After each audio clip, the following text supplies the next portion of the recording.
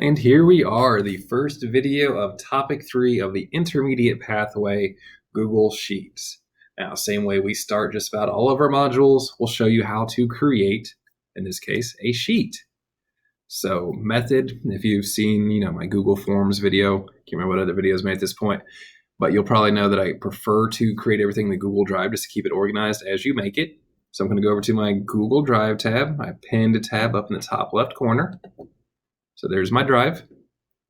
You'll see that new button that you should be familiar with at this point. New, right there, second choice, Google Sheets. You can either click it right there, that'll make you a brand new blank sheet, or you could go to the arrow to do it from a template, or click blank sheet. Anyway, I'm just going to click blank sheet, brand new sheet pops up, ready to be populated with whatever data and stuff you want to put on there. So that is method 1. Method 2, I'm going to go to my blank new tab, go over to my Google Waffle, open up my different apps, click on Sheets. That'll take you to the Google Sheets homepage where you have several options here. You can choose from a template or load all the templates, look at some of your previously made sheets, or again, make a brand new sheet, hitting that plus button. And there we go. Another way to make a new sheet.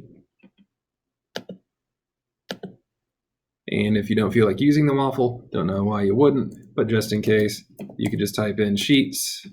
Should be the first one that pops up. Again, go to Google Sheets. And that takes you to that same homepage where you can create a blank new sheet, template, or open up one of your previously created sheets.